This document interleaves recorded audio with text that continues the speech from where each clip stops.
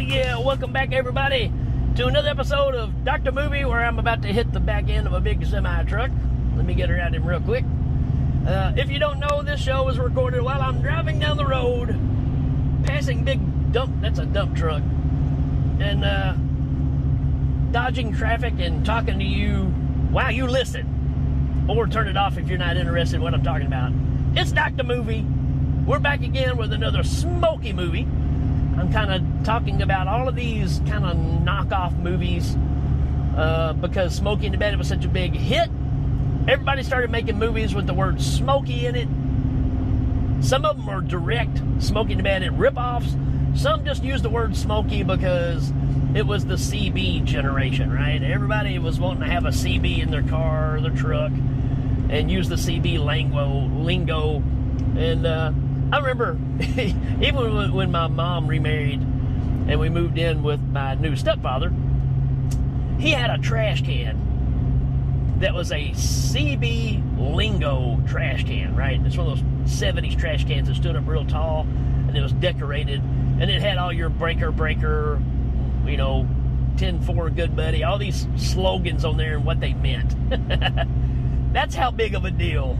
Well, remember, that's how we got the movie Convoy, right? Because CB was such a big deal, and the song Convoy became such a hit. They made a movie about it, which we'll talk about eventually. Maybe even this week, I don't know. But this movie is exactly like that. It's just like Convoy. It's the Great Smoky Roadblock. Now, this one is really different from all the other movies because the rest of them are more about car chases and police chasing people. This one's different. It's from 1977. It's an action. It's a road flick. And let's see what it says here. A synopsis: an aging trucker decides that he and his truck Eleanor has one more good run in them with the help of a hitchhiker and a few others to make it happen. Well, that's a very bland description of this movie. Yes, it's an old guy who's on his way out. He's about to punch his ticket on the way out of life, and he wants to make one more run in this big rig that he's been driving for over 30 years, right? And that driver is none other than Henry Fonda. So let's talk about our cast real quick. This movie is no joke when it comes to the actors, right? Because we got Henry Fonda in here playing John Howard. We got Susan Sarandon, who actually produced this movie as well. We got Robert Englund. This may be the earliest thing I've ever seen him in. I know we've got Eaten Alive that's out there, but this is a starring role for him. Co-star role, I guess you'd say. But he's the hitchhiker. His name is Bebo Krauser. So Bebo is his name in the movie. And he's walking to Florida.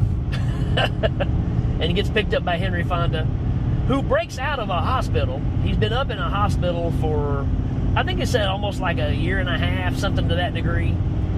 And he's got this Kenworth truck, big semi truck that he uses to haul stuff. That's what he did for a living. Even broke up his marriage, doesn't even see his kids, none of that stuff, because he's a trucker. And that's all he knows. Well, while he's laid up in the hospital, he can't afford to make the payments on his truck. His truck gets repossessed and locked up. And one night, he breaks out of the hospital and breaks out his truck and takes off with it. Just to make one more run. That's all he wants, right? And I love the opening of this. I know I've kind of gotten away from the cast, but yeah, Robert Englund's in this. We'll get to that in a minute. We have Aline Brennan in this, too.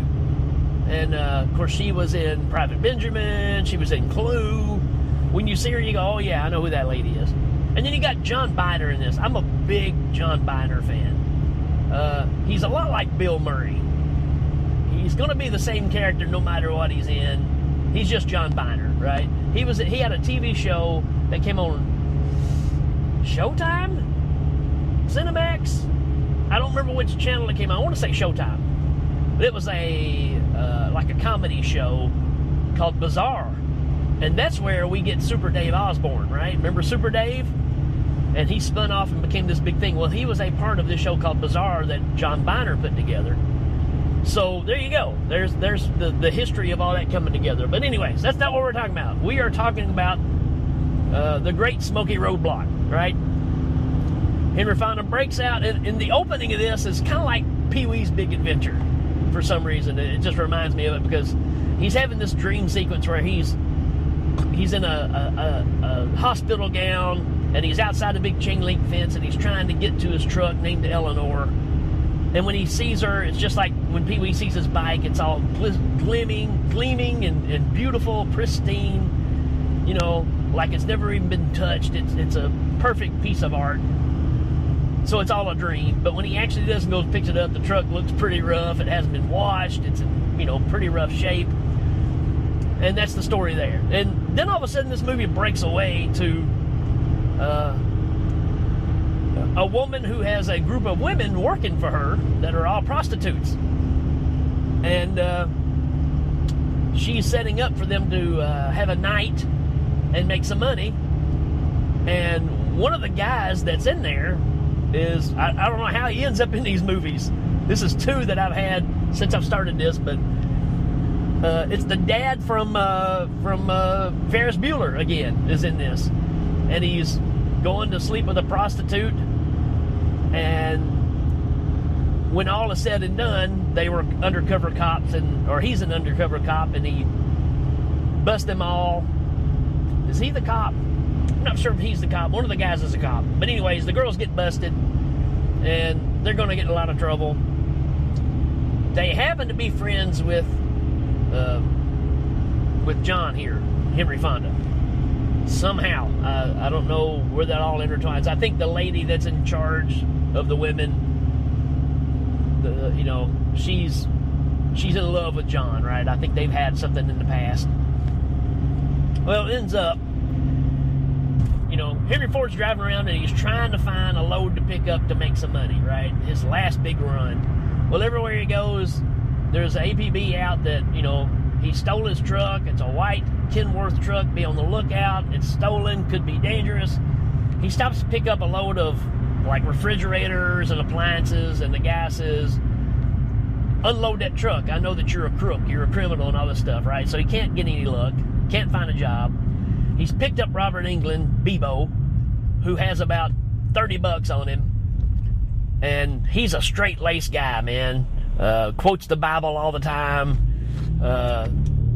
Doesn't swear at all. You know, very straight-laced. And so they end up going, because they have nowhere else to go, they end up going to this location where the girls are all at, just to meet up and have some dinner and stuff. And Susan Sarandon is one of the girls, and she's kind of liking Bebo. So there's this kind of thing where she's trying to get close to him, and he won't have anything to do with her. Well, when it's all said and done, they come up with this plan of, we're going to load up all the girls in the back of the truck, what furniture we can, the bed, obviously, and we will stop and get jobs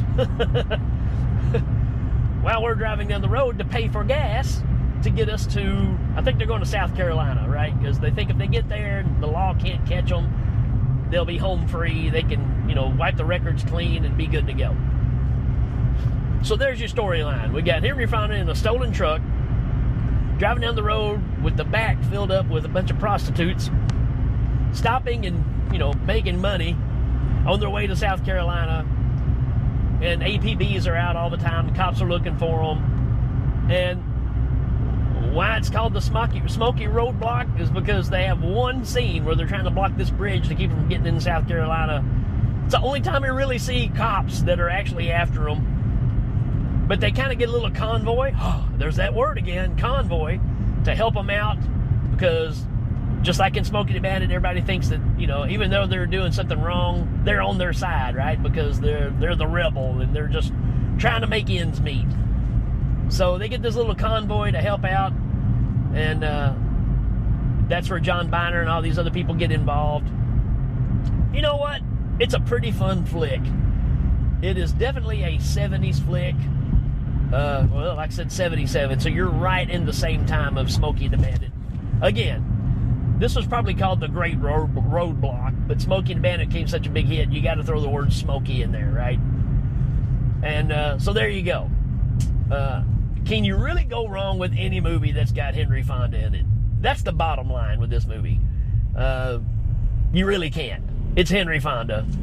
But I tell you, it's worth it for all you horror fans to check this out just because of a very young Robert Englund. And, you know what? They work really well together. And I wish I'd known about this movie way before, because when I met Robert Englund, I would have really liked to ask him about this more than anything else. About, you got to work with Henry Fonda. I mean, that's an accomplishment that not many people really get to talk about or boast about. And, I mean, he's with him the entire movie. I'd really like some insight on that, because I've never even really heard him bring this movie up.